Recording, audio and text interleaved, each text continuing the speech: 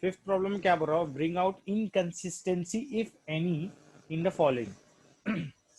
अपने को यहाँ पर इनकंसिस्टेंसी बताना है, मतलब डेटा अगर गलत दिया है या सही दिया है वो पहचानना है अपने को। ठीक है, तो वो गलत दिया है कि सही दिया है कैसे पता चलेगा, वो अपने को प्रॉपर्टी से पता चलेगा, है ना। तो एक वन बाय वन लेते हैं। फर्स्ट क्वेश्चन, ठीक है, पहले फर्स्ट क्वेश्चन लेते हैं।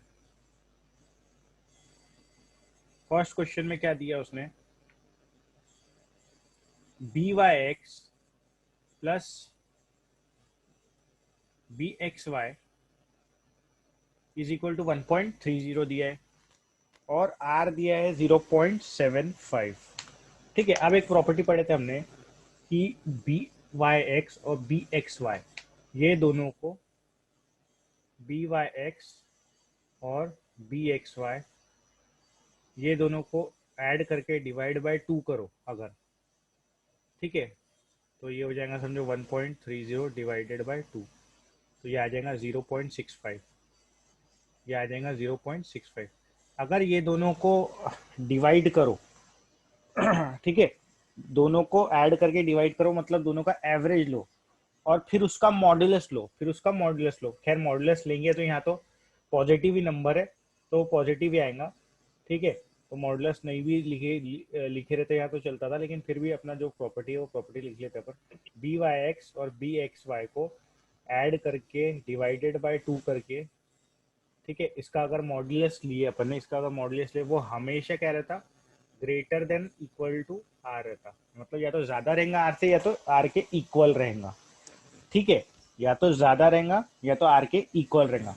पर यहाँ पर ये जो अपन ने निकाले दोनों को डिवाइड करके, ये है 0.65 आया, ये आया 0.65, और 0.65 जो है वो तो उससे बड़ा तो आर दिया है अपने को। क्यों? क्योंकि आर की वैल्यू क्या है, 0.75 है, मतलब यहाँ तो आर बड़ा हो गया। हालांकि आर बड़ा नहीं होना चाहिए, ज्यादा से ज्यादा आर के इक्वल आ सकता है इसका एवरेज, लेकिन ये तो हमारे जो हमको जो डेटा दिया उसमें आर बड़ा है, करके बोलेंगे upon the data is inconsistent. क्या बोलेंगे? The data is inconsistent, the data is inconsistent. ठीक है, तो ऐसा पहला क्वेश्चन अपना सॉल्व हो गया। ऐसा प्रॉपर्टीज लगा के अपने को पता करना पड़ेगा जो जो प्रॉपर्टीज है अपनी, कि डेटा कंसिस्टेंट है या इनकंसिस्टेंट है। आप देखो, यहाँ तो तुम लोग ये आराम से पहचान लेंगे मेरे को लग रहा। सेकंड क्वेश्चन में, सेकंड क्वेश्चन तो में तो कोई वो ही नहीं है ज्यादा कुछ ऐसा पहचानने लायक। देखो सेकंड क्वेश्चन में क्या बोल रहा हो, सेकेंड क्वेश्चन में बोल रहा वो कि b Y x is equal to b x y है और उसकी वैल्यू है 1.50 और आर की वैल्यू है -0.9। तो मेरे को बताओ डेटा कंसिस्टेंट है कि नहीं, ये तुम लोग ही बता दो, दूसरा पढ़ा है। ठीक है, अभी देखो, हाँ। तो डेटा जो है यहाँ पर जैसे कि बताया इसने कि यहाँ पर बी वाई एक्स और बी एक्स वाई की साइन पॉजिटिव दे दी है, लेकिन आर की साइन नेगेटिव दे दी है। लेकिन अपने को मालूम मालूम है कि बी वाई एक्स, जो बी वाई एक्स और बी एक्स वाई और आर, बी एक्स वाई और आर, इसकी साइन जो रहती है must be same. The sign of these all three, b x y, b Y x and r, must be same, एक ही रहना चाहिए। तीनों या तो नेगेटिव रहेंगे, तीनों या तो पॉजिटिव रहेंगे। तीनों की sign b x y, b Y x, b x y, r, all the science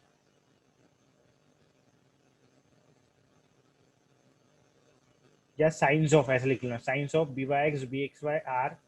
ठीक है, ऐसा ज़्यादा बेटर रहेगा। Signs of b Y x, b x y, r must be same, must be same, must be same. ठीक है, लेकिन यहाँ पर क्या है, b x y, b Y x, b x Y positive दिया है, आर नेगेटिव दिया है, देयरफॉर अगेन यहाँ लिखेंगे इनकंसिस्टेंट। पूरा बराबर लिखना, डेटा इज इनकंसिस्टेंट। ठीक है, तो ये सेकेंड प्रॉब्लम भी हो गया अपना। अब थर्ड प्रॉब्लम में देखते क्या है।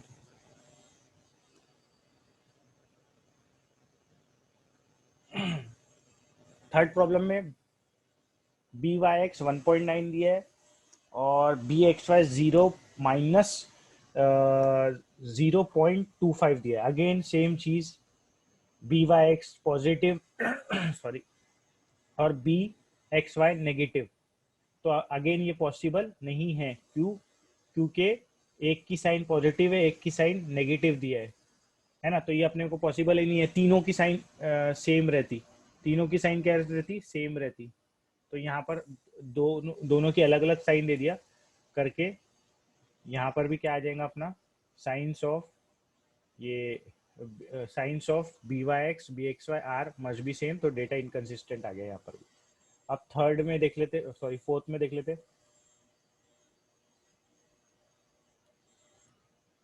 तो फोर्थ में उसने क्या बोल रहा हो, बी वाई एक्स 2.6 है, बी एक्स वाई 1/2.6 दिया हुआ है। तो यहाँ पर भी देखना है अपने को डेटा कंसिस्टेंट है या नहीं। तो अब इस टाइप से जब दिया रहेगा, दोनों की साइन भी सेम रहेंगी, है ना, दोनों की साइन सेम रहेगी। और अब अगर अपने को आर की वैल्यू नहीं दिया, जैसे कि यहाँ बी आर की वैल्यू दिया हुआ था, तो मैंने क्या किया, b Y x b x y का एडिशन भी दिया हुआ था, लेकिन यहाँ पर भी एडिशन कर सकता हूँ मैं। लेकिन अगर नहीं भी दिया होता, आर की वैल्यू 0 थी, तो ये जो रिलेशन है मॉडुलस वाला, उससे चेक कर सकते थे। लेकिन ये आर की वैल्यू नहीं दिया, तो अपन एक और रिलेशन चेक करेंगे कि अपनी आर स्क्वायर की वैल्यू हमेशा 0 और 1 के बीच में रहती। अपनी आर स्क्वायर की वैल्यू हमेशा 0 और 1 के बीच में रहती। फिर से बोल रहा हूँ, आर स्क्वायर काल्पियन कोफिशिएंट का स्क्वायर करो तो उसकी वैल्यू हमेशा 0 और 1 के बीच में रहेंगी। मतलब 0 भी रह सकती है, 1 भी रह सकती है, और उसके बीच में रहेंगी, या तो उसके बीच में रहेंगी। तो इसको क्या करेंगे, और आर स्क्वायर का फॉर्मूला क्या है अपना, आर स्क्वायर का फॉर्मूला है अपना, आर स्क्वायर का फॉर्मूला है अपना ये b Y x into B x y, है ना। ये आर स्क्वायर का फॉर्मूला पढ़े अपन ने। तो ये हो जाएगा 2.6 इंटू 1/2.6। तो ये कैंसिल होके आर स्क्वायर की वैल्यू आ गई 1। आर स्क्वायर की वैल्यू आ गई 1। तो यहाँ पर जो आर स्क्वायर की वैल्यू 1 आई, और मैंने क्या बोला, आर की वैल्यू, जो आर की वैल्यू रहती तुम्हारी, वो हमेशा 0 और 1 के बीच में रहती। तो ये आई ना 1 बीच में, और 0 और 1 भी रह सकती, क्योंकि हमेशा ये देखो ऐसा रहता। हम निकाल के बता दे रहा हूँ, 0 से या तो बड़ी रहेंगी या इक्वल रहेंगी, और 1 से या तो छोटी रहेंगी या तो इक्वल रहेंगी। मतलब नंबर लाइन पे 0 और 1 के बीच में, और 0 और 1 दोनों हो सकती। ये ब्रैकेट ऐसे लिखते थे ना अपन, 0 और 1, 0 भी इंक्लूडेड 1 भी इंक्लूडेड। आर की वैल्यू ये 0 1 इंटरवल में रहती है, ठीक है। तो यहाँ पर 1 आई तो 1 के इक्वल रह सकती है, ठीक है। यहाँ पर लिख लेना, we know that r square की वैल्यू जो है 0 और 1 के बीच में लाई करती। और यहाँ पर भी आर स्क्वायर की वैल्यू क्या आई, 1 आई। Therefore data is consistent, data is consistent. अगर यही 2 आ जाती, है ना, 2 आ जाती यहाँ, या 1.2 आ जाती, है ना, या कुछ ऐसा नेगेटिव में आ जाती। नेगेटिव में तो पॉसिबल नहीं है, क्योंकि आर स्क्वायर है ये, कोई भी, ठीक है। तो नेगेटिव में पॉसिबल नहीं था, लेकिन फिर भी अगर आ जाती, समझो नेगेटिव में या ऐसा कुछ आ जाती, ठीक है, तो डेटा को इनकंसिस्टेंट बोलते थे अपन। 1 के बाहर जाती अगर 1.2 2 3 4, आर की वैल्यू, आर स्क्वायर की वैल्यू ऐसी जाती, तो डेटा को इनकंसिस्टेंट बोलते। लेकिन ये 0 और 1 के बीच में लाई कर रही, तो इसलिए हम इसको बोलते ये डेटा कंसिस्टेंट है। तो बस इतना ही था ये कंसिस्टेंट इनकंसिस्टेंट में। मैंने पूरा एक एक धीरे धीरे समझा दिया पॉइंट्स तुमको, ठीक है। अब अपन नेक्स्ट देखते हैं क्या करना है। देखो एक्सरसाइज 3.3, इसमें कोई ऐसा थ्योरी पार्ट, थ्योरेटिकल पार्ट ऐसा कुछ ज़्यादा नहीं है, इसलिए मैं डायरेक्ट एग्जांपल से समझाऊंगा इसको। From the two regression equations, मतलब ये क्या दिया हुआ है, बोल रहा हूँ टू रिग्रेशन इक्वेशंस है। फाइंड आर, आर बोले तो अपना Karl Pearson's coefficient of correlation X bar Y bar. अब उसने ऐसा फाइंड करने बोला अपने को, रिग्रेशन इक्वेशंस फाइंड आउट करने बोला, और एक्स बार वाई बार फाइंड आउट करने बोला, और आर फाइंड आउट करने बोला। अब ये दो रिग्रेशन इक्वेशंस है, लेकिन लेकिन मेरे को मालूम नहीं रहता ये कौन सी है, ये y ऑन एक्स है कि x ऑन y है, और ये भी y ऑन एक्स है कि x ऑन y। एक इसमें से y ऑन एक्स रहेंगी, एक x ऑन y रहेंगी, लेकिन हमको क्वेश्चन में दिया नहीं है कि कौन सी इक्वेशन y ऑन x है और कौन सी इक्वेशन x ऑन y है। समझे, अपने को पता नहीं है, पता नहीं है। ठीक है, अब अपने को जब पता नहीं है तो अपने को क्या करना पड़ेगा, अजम्पशन करना पड़ेगा कि कौन सी इक्वेशन y ऑन x है, हमको एज्यूम करना पड़ेगा। अच्छे सुनो क्या बोल रहा हूं मैं पूरा।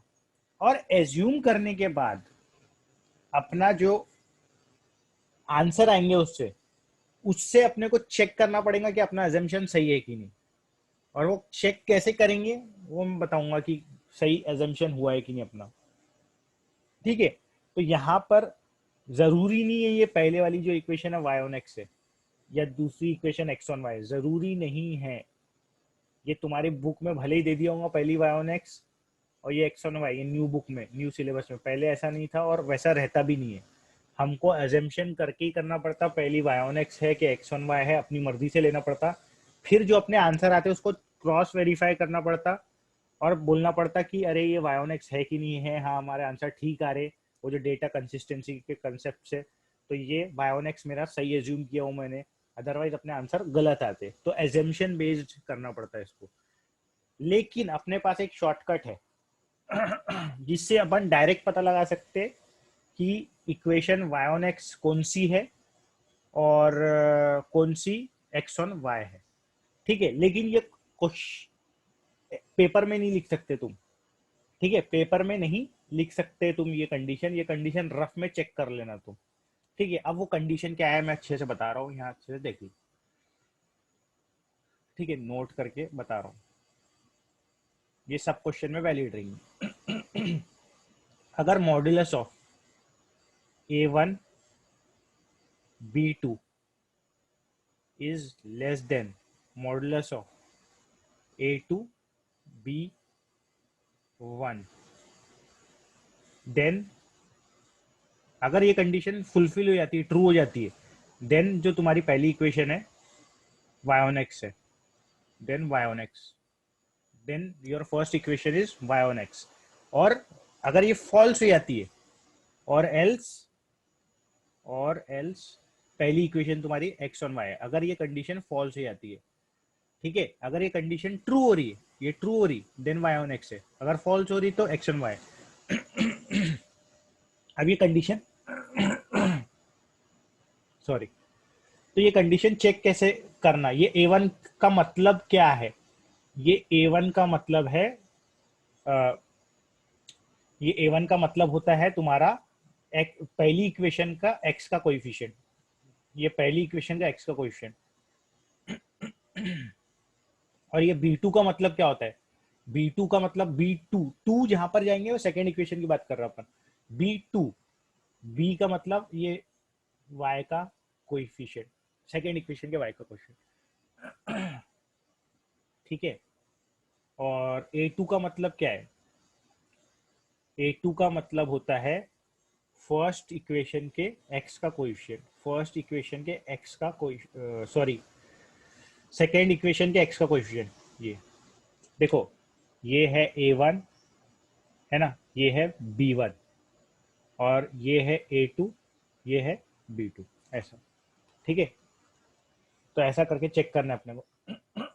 सॉरी, तो ये मैं इक्वेशन ऐसा करके अपन चेक कर लेंगे और ये ट्रू आया तो अपना पहली equation he y on x से अपने को मतलब एजम्पशन तो दिखाएंगे अपन के एज्यूम कर रहे हैं, लेकिन अपने आंसर सही आएंगे सब। ठीक है, तो चलो देखते हैं अब। एक मिनट रुक जाओ। तो तो फिर ये फर्स्ट इक्वेशन मैंने कॉपी कर लिया, तो इसको थोड़ा सा स्टैंडर्ड फॉर्म में लिख लेता है, फर्स्ट इक्वेशन जो दी हुई है ना, तो इसको मैं लिख लेता हूँ 9x - 4y, है ना, 9x - 4y is equal to 15। इधर उधर लेके चले गए और कुछ नहीं किया। ये फर्स्ट पार्ट वाली इक्वेशन है मेरी, मतलब जो पहली दी है इक्वेशन। फिर ये सेकेंड इक्वेशन को ले लेता हूँ, इसको भी थोड़ा स्टैंडर्ड फॉर्म में लिख लेता, तो ये आ जाएंगी 25x - 4y is equal to 17। ठीक है, अब मैं चेक करता हूँ इससे मॉडुलस वाली कंडीशन से। ठीक है, तो मॉडुलस वाली कंडीशन से अगर मैंने चेक किया, ठीक है, ये लेकिन रफ वर्क है नोट में, है ना, रफ वर्क है ये इधर आंसर में नहीं आना चाहिए। Note this is rough work. ठीक है, तो अब ये कंडीशन में चेक करूंगा मैं। ए वन ए वन क्या है मेरा, ये 9 है, तो 9 into b two b two is what this -4, b two is what this -4, तो -4 है ना। और इधर वाला कंडीशन क्या है, ए टू कहाँ है, ये अपना ए टू किसको बोलते हैं अपन, सेकेंड वाली इक्वेशन का एक्स का कोऑर्डिनेट ए टू। ठीक है, तो वो 25 है। ठीक है, और फिर क्या है बी वन बोले तो ये -4, ये इधर वाला वाई का कोऑर्डिनेट -4। ठीक है, तो ये 9 4 36 आ गया, मॉडुलस है तो पॉजिटिव ही आएगा। ये आ गया 100, ये आ गया 100। ठीक है, तो अगर तुमने देखे यहाँ पर, तो ये लेस देन आ गया, है ना। 3600 से छोटा है, 3600 से छोटा है, इसका मतलब अपना अपन किसको एज्यूम करेंगे वाई ऑन एक्स, अपन किसको एज्यूम करेंगे वाई ऑन एक्स, पहली इक्वेशन को वाई ऑन एक्स एज्यूम करेंगे, दूसरी को एक्स ऑन वाई एज्यूम करेंगे। ठीक है, लेकिन ये अपने अंदर की बात है, अपन क्या लेंगे एजम्पशन में, अपन एज्यूम करके ही बताएंगे कि हम भैया अपने मन से एज्यूम कर रहे। ठीक है, तो लेकिन अपना आंसर सही आएगा, पहले ही एजम्पशन अपना सही आएगा। नहीं तो क्या होता है, अगर ये तुमने कैलकुलेशन नहीं करे तो पहले तुमने ये एज्यूम करे, इसको बायोनेक्स एज्यूम करे, अगर ये नहीं है बायोनेक्स तो तुमको एक और केस बना के 2 बार सॉल्व करना पड़ता। पहली बार में आंसर तुम्हारे गलत आ जाते, फिर केस 2 लेना पड़ता, केस 2 लेके सॉल्व करना पड़ता, क्वेश्चन जबरदस्ती लंबा हो जाता। इसलिए अपन ये टेक्निक से पहले ही अपन ऐसा एज्यूम मारेंगे कि अपना आंसर सही हो जाएगा। ठीक है, तो देखो 9x - 4y ये अपनी मतलब वाई ऑन एक्स हो गई, ये एक्स ऑन वाई हो गई, ये कंडीशन के हिसाब से, लेकिन ये रफ वर्क है पहले ही बता दिया 10 बार मैंने। अब तो यहाँ लेंगे केस 1। ठीक है, केस 1 क्या रहेगा अपना, assuming assuming this equation 9x - 4y is equal to 15 as regression equation y on x, as regression equation y on x, proper लिखना है यहाँ, regression equation y on x, मैं शॉर्ट में लिख देता हूँ, regression equation y on x. ठीक है, हमने इसको एज्यूम कर लिया कि ये वाई ऑन एक्स है। ठीक है, देयरफॉर जब हमने फिर एज्यूम कर लिया तो इसको सॉल्व करेंगे हम। तो वाई ऑन एक्स एज्यूम करा इसको, तो वाई ऑन एक्स एज्यूम करा तो इसी से अपना बी वाई एक्स निकलेगा। मैंने इसको वाई ऑन एक्स एज्यूम करा तो इसी से अपना क्या निकलेगा, बी वाई एक्स निकलेगा। कैसे, ये ऐसे y को अकेला कर दो, y को अकेला कर दो। ठीक है, तो ये 9x माइनस, तो y को अकेला कर रहा मैं, तो ये हो गया 4y, मतलब ये इस फॉर्म में ही ला ले रहा इसको, 4y इधर चले गया। ठीक है, और ये आ गया 50, एक मिनट, 9x - 15, 9x,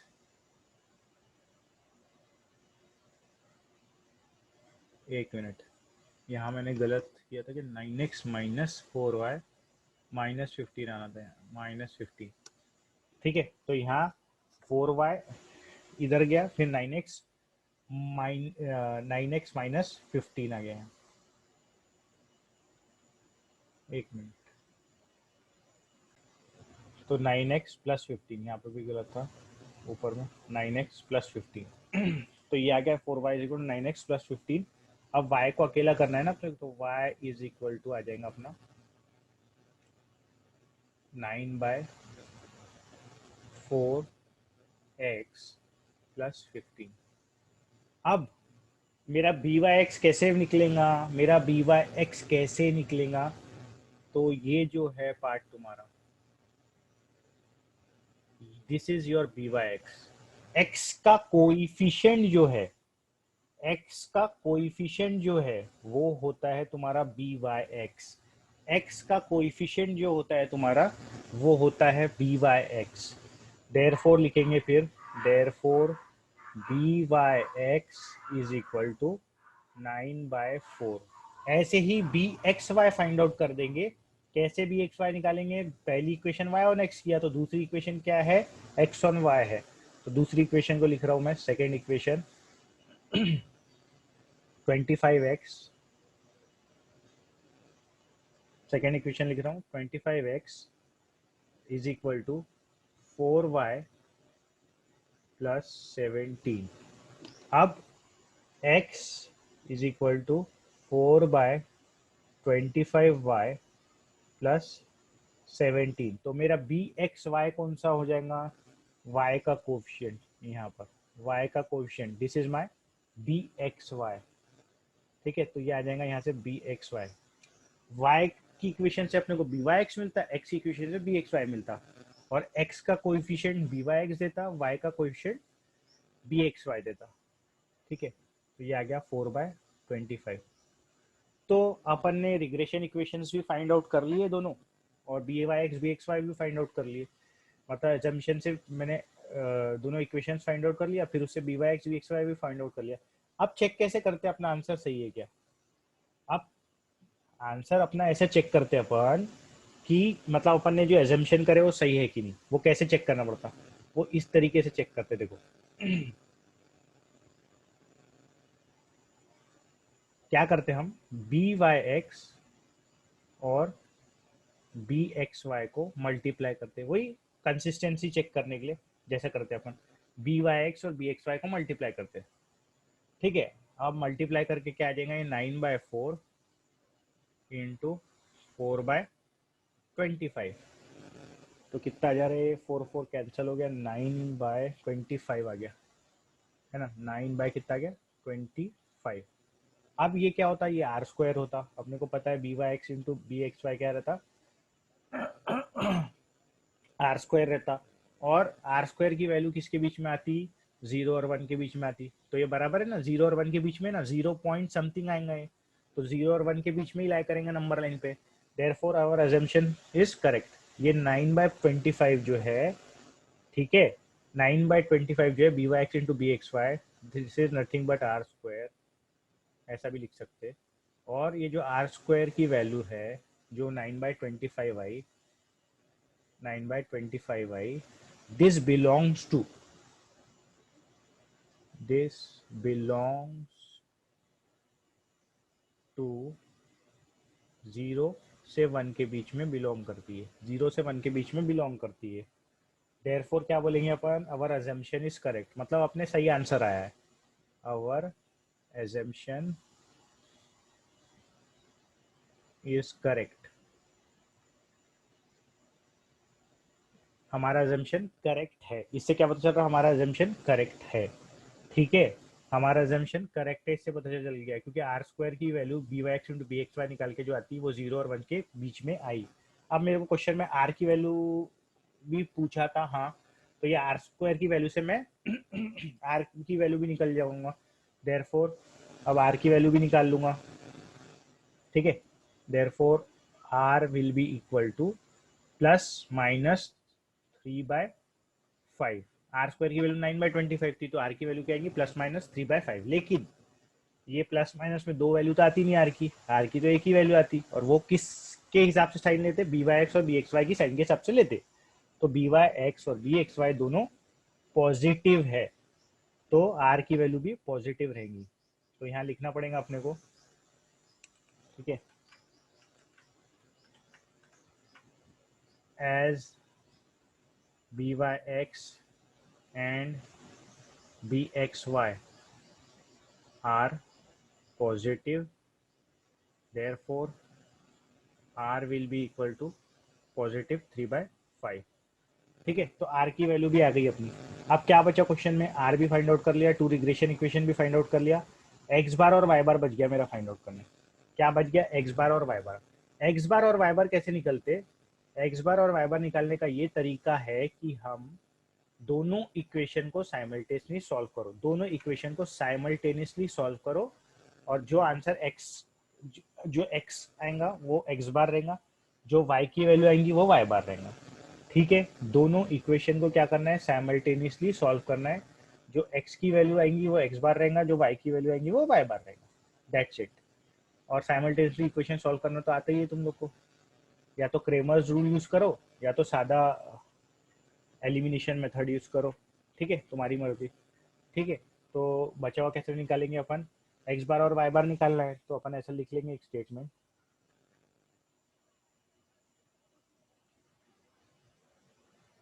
कि एक्स बार और y bar is the point of intersection of the regression line, is the point of intersection, is the point of intersection of the regression lines,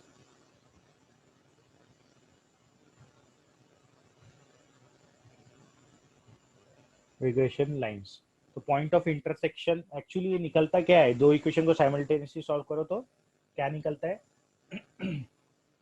उसका पॉइंट ऑफ इंटरसेक्शन निकलता है, और x bar और y बार क्या रहेगा, उनका point of intersection ही रहेगा, मतलब एक्स और वाई की वैल्यू रहेगी सिंपल लैंग्वेज में।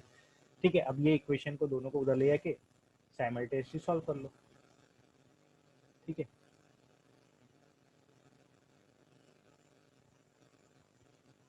ये दोनों को उधर लेके आते साइमल्टेनियसली सॉल्व कर लेते अपन।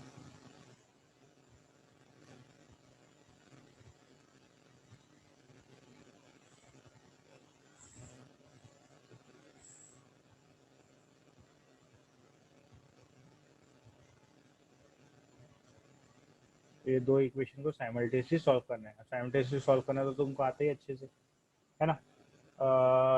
हाँ, ये 4y भी इधर, तो टेंशन नहीं, दोनों को यहाँ पर क्या करना पड़ेगा सब्ट्रैक्ट कर दो। ठीक है, इसको इससे सब्ट्रैक्ट कर दो तो माइनस नहीं, हाँ सब्ट्रैक्ट कर दो बराबर हो जाएगा। तो ये माइनस, ये प्लस, ये माइनस हो जाएगा। ठीक है, तो क्या वैल्यूज आ जाएंगी अपनी, 9 माइनस 25। ठीक है, तो इधर बच जाएगा -16, ये आ जाएगा -16x, ये प्लस प्लस गया, माइनस प्लस गया। ठीक है, -15 और -17, -32, तो x की वैल्यू कितनी आ गई, 2 आ गई।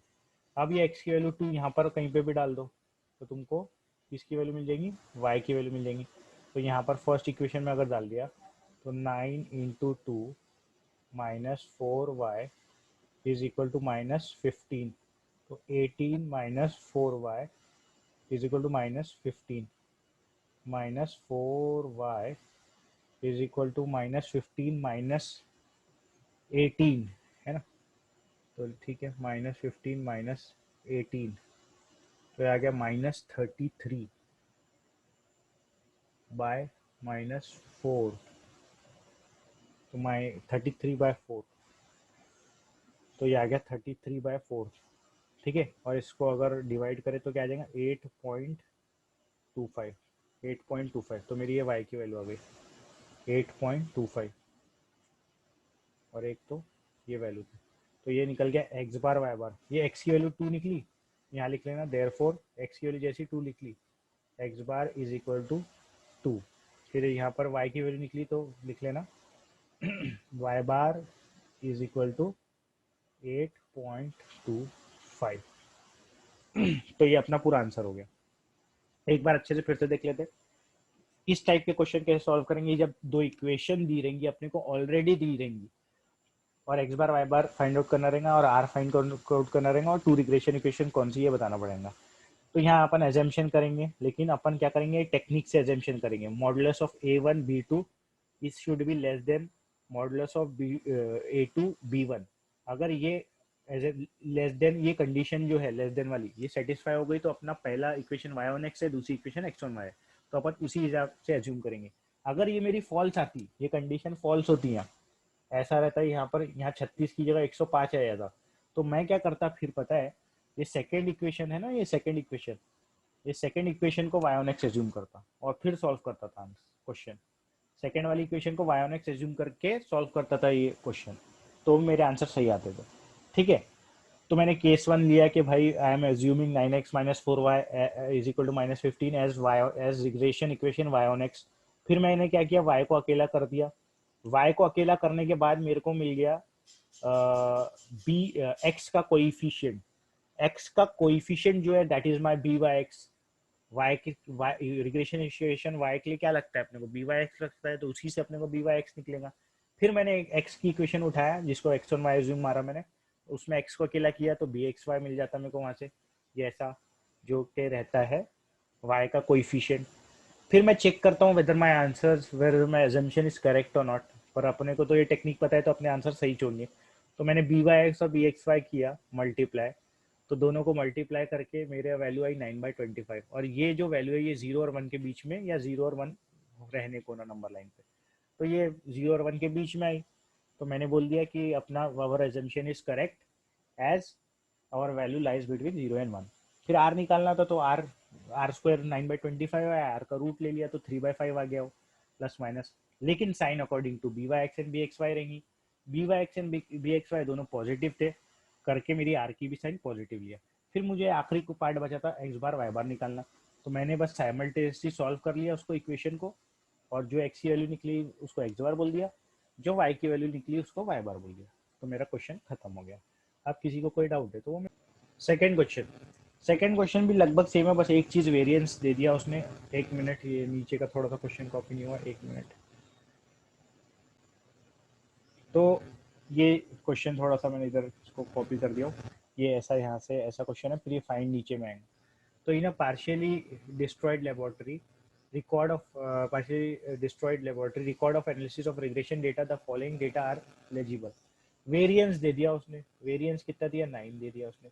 तो वेरिएंस ऑफ एक्स है, तो वेरिएंस ऑफ एक्स कैसे लिखते हैं हम, variance of x sigma x square से लिखते हैं हम। तो सिग्मा एक्स स्क्वायर दिया हुआ है हमें 9। तो सिग्मा एक्स स्क्वायर 9 दिया है, तो मैंने बताया था सिग्मा एक्स स्क्वायर क्या रहता, वेरिएंस रहता और वेरिएंस का अगर रूट लिया अपन ने तो स्टैंडर्ड डेविएशन आ जाता है ना। वेरिएंस का अगर रूट लिया अपन ने तो क्या आ जाता, सिग्मा एक्स आ जाता, और वो क्या रहता स्टैंडर्ड डेविएशन, जो कि वो आ जाएगा 9। और इसमें से पॉजिटिव कंसिडर करते स्टैंडर्ड डेविएशन में, क्योंकि स्टैंडर्ड डेविएशन की डेफिनेशन है positive square root of variance. तो वेरिएंस का स्क्वायर रूट ले लिया, 3 आ गया। ठीक है, ये स्टैंडर्ड डेविएशन निकल गया। अब ये क्यों निकाले अपन ने, क्योंकि आगे में पता चलेगा अपने को, क्योंकि यहाँ पर स्टैंडर्ड डेविएशन ऑफ वाई निकालने बोला। वेरिएंस ऑफ एक्स से तो स्टैंडर्ड डेविएशन इन एक्स निकल जाता है, लेकिन स्टैंडर्ड डेविएशन ऑफ वाई कैसे निकालेंगे, उसके लिए अपने को ये स्टैंडर्ड डेविएशन इन एक्स चाहिए था, क्योंकि एक फॉर्मूला है अपना जो तुमको याद आ जाएगा जैसे मैं बताऊंगा।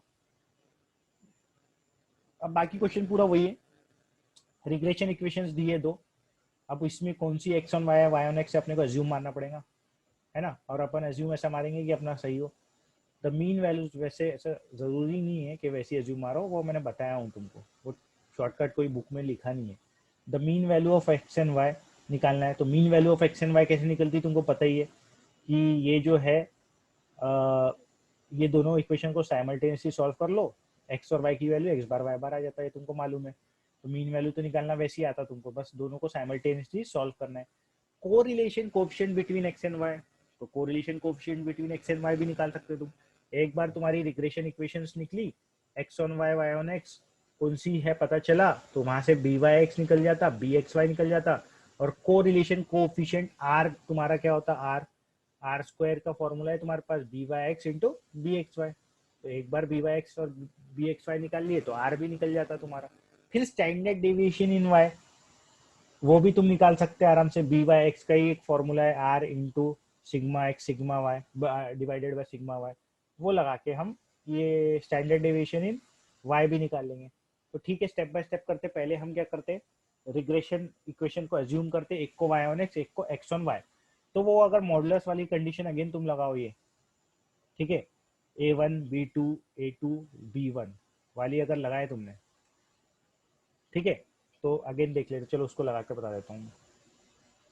ठीक है, A1 B2 should be less than A2 B1। तो अगेन यहाँ से अगर A1 वगैरह सब उठाया मैंने, तो मेरा A1 हो जाएगा 8 इंटू B2 कितना हो जा रहा, -18। ठीक है, ये लेस देन आ रहा है कि नहीं, ये लेस देन अभी पक्का नहीं मालूम था, तब चेक कर रहे हैं अपन आ रहा है कि नहीं लेस देन। A240 है और B1 है -10। तो आ रही है 18, 8 जा कहाँ जाएगा, बहुत ऊपर जाएगा, 40 10 जा तो 40 आएगा, अगेन आ रहा है। मतलब फर्स्ट इक्वेशन को y ऑन एक्स एज्यूम करूंगा, सेकेंड इक्वेशन को x ऑन y एज्यूम करूंगा। ठीक है, तो वो मैंने मिटा दिया, तुमको अब समझ गया क्योंकि वो वहां से पीछे से देख लेना नोट्स में। ठीक है, तो पहली इक्वेशन को y ऑन एक्स एज्यूम करूंगा मैं, सेकेंड इक्वेशन को क्या करूंगा, x ऑन y एज्यूम करूंगा। तो पहले तो इक्वेशन लिख लेता हूँ।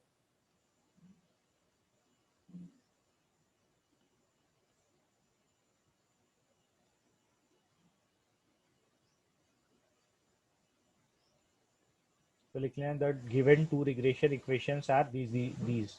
उसके बाद ये दो इक्वेशंस है ना अपनी। तो एज्यूमिंग फर्स्ट इक्वेशन यहाँ लिख लेते हैं अपन, assuming assuming 8x minus 10y plus 16, sorry plus 66 है ना, plus 66 is equal to 0 as regression, पूरा फुल फॉर्म में लिखना, regression equation y on x as regression equation y on x।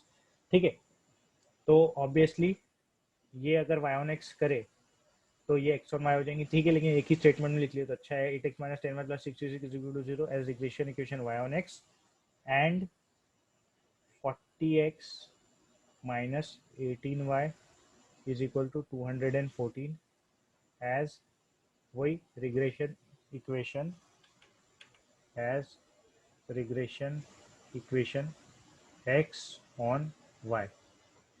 ठीक है, अब हम क्या करेंगे, इसकी मदद से बी वाई एक्स और बी एक्स वाई निकाल लेंगे। तो पहली वाली इक्वेशन को मैंने क्या एज्यूम किया हूँ, y ऑन x, तो उससे बी वाई एक्स निकालूंगा। कैसे, y को अकेला करूंगा। ठीक है, तो फिर से ये यहाँ से उठा के लिखूंगा। ठीक है, इसके बाद इसको अकेला कर दूंगा। तो यहाँ पर अगर मैं y को उधर लेके गया तो ये आ जाएगा 10y, है ना, 10y is equal to 8x plus 66। अब y is equal to 8/10 x plus 66/10, है ना। तो यहाँ से ये थोड़ा सा कैंसिल वैंसिल करके अपना 4/5 आ जाएगा अपना बी वाई एक्स। ठीक है, तो ये क्या है अपना बी वाई एक्स है ना। ऐसे ही क्या करता मैं उधर भी निकाल लेता हूँ,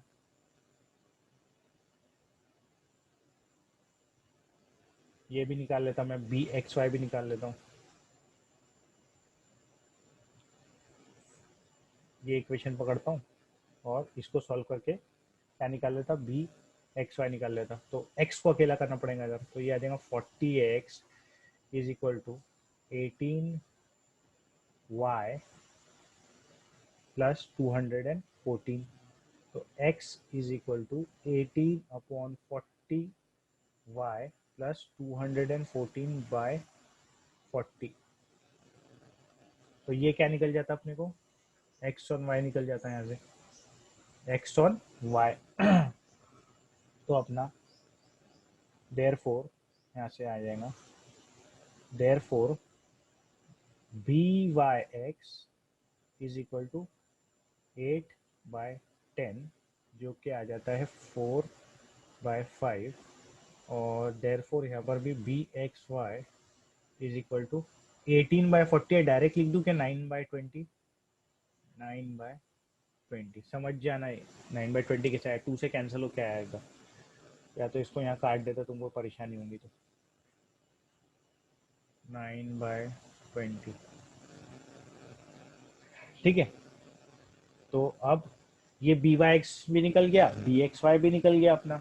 अब ये सही निकला क्या वो चेक करेंगे अपन। कैसे चेक करेंगे, दोनों को मल्टीप्लाई कर देंगे, दोनों को क्या करेंगे मल्टीप्लाई कर देंगे अपन और चेक कर लेंगे। Therefore b Y x into B x y is equal to r square, है ना, या आर स्क्वायर, चलो जान दो ऐसे लिख देगा, is equal to r square. और क्या हो जाएगा, तो b Y x into B x y देख लेते कितना है, 4/5 इंटू 9/20, तो ये आ जाएगा 4/5 इंटू 9/20।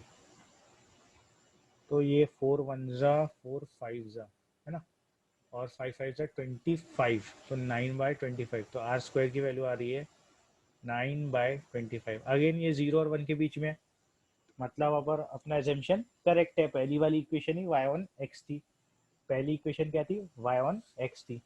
तो यहाँ लिख देना दिस बिलोंग्स टू, ये जो आर स्क्वायर निकला है अपना 9/25, है ना, 9/25, ये जो निकला है this belongs to, which belongs to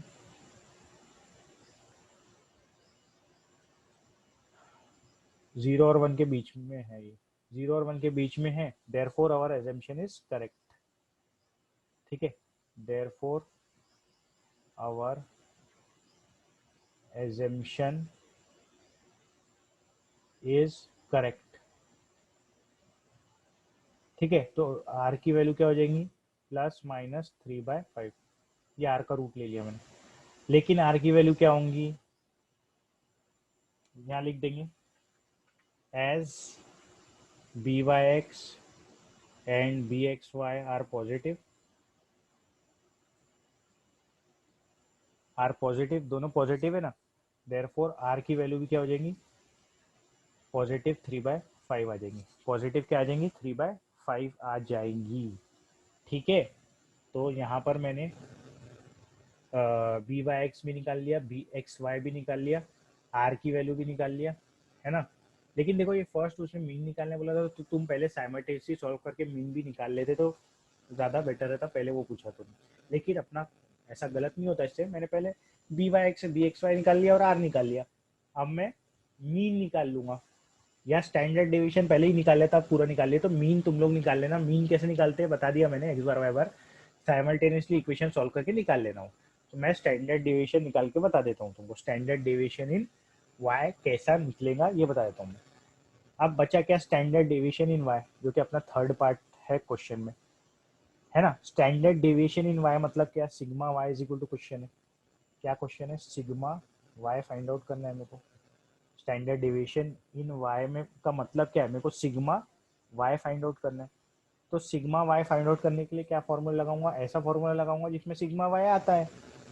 तो सिग्मा y का फॉर्मूला मेरे को पता है, कि मेरे पास एक फॉर्मूला है कि मेरे को अगर by(x) निकालना है, by(x) निकालना है, तो मैं कैसे निकालता हूँ, जिसमें आर भी इन्वॉल्व रहता, आर इंटू ऊपर वाला ऊपर, मतलब पहले वाला ऊपर दूसरा वाला नीचे, सिग्मा मतलब y पहले आ रहा तो सिग्मा y ऊपर, x बाद में आ रहा तो सिग्मा x नीचे, ये फॉर्मूला है अपना। मेरे को आर की भी वैल्यू वैल्यू मालूम है, सबकी वैल्यू मालूम है, तो मेरा ये सिग्मा y निकल जाएगा। by(x), तो by(x) क्या था अपना, 9/20 था ना by(x), हाँ 9/20, नहीं नहीं सॉरी, by(x) 4/5, by(x) क्या था, 4/5 था, तो 4/5, है ना, इज इक्वल टू आर की वैल्यू कितनी निकाला मैंने, 3/5 इंटू सिग्मा वाई तो निकालना ही है मुझे, सिग्मा एक्स की वैल्यू क्वेश्चन में दी है मेरे को, मतलब सिग्मा एक्स स्क्वायर की दी है, वेरिएंस मतलब सिग्मा एक्स स्क्वायर होता है, कितने बार बोल दिया हूँ, याद रखना, लिख लिया करो नहीं तो। और सिग्मा, ये स्टैंडर्ड डेविएशन कैसे निकालते हैं, सिग्मा एक्स होता है उसका मतलब उसका रूट लेके निकालते हैं, तो सिग्मा एक्स 3 मैंने निकाला हूँ, तो सिग्मा एक्स 3 यहाँ पर 3 आ गया। बस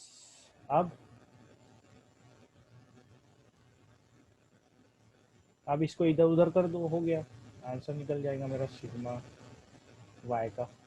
तो sigma y would be equal to, ये 3 3 उड़ गया, यहाँ से ये 5 5 भी उड़ गया, तो बचा क्या, बचा है सिर्फ 4, तो sigma y is equal to 4, ये मेरा आंसर हो गया, है ना, ये मेरा आंसर आ गया। अब बचा है अपने को साइमल्टेनियसली दोनों इक्वेशन को सॉल्व करना और एक्स बार और वाई बार निकालना। तो ये इक्वेशन को साइमल्टेनियसली सॉल्व करना आ जाएगा कि तुमको, मल्टीप्लाई कर देना। मल्टीप्लाई क्या कैसा करना, ये पहली इक्वेशन जो है 8x वाली, उसको 5 से मल्टीप्लाई कर देना, तो 40x बन जाएगा तुम्हारा। और 40x बन गया तो तुम्हारा सॉल्व हो जाएगा। तो ये साइमल्टेनियसली इक्वेशन सॉल्व करके एक्स बार वाई बार की वैल्यू निकाल लेना। आई होप तुमको ये एक्स बार वाई बार की वैल्यू तो निकालना आ जाएगा, है ना। साइमल्टेनियसली इक्वेशन को सॉल्व करना, जैसे मैंने यहाँ सॉल्व किया था, तो एक्स बार वाई बार निकल जाएगा अपना।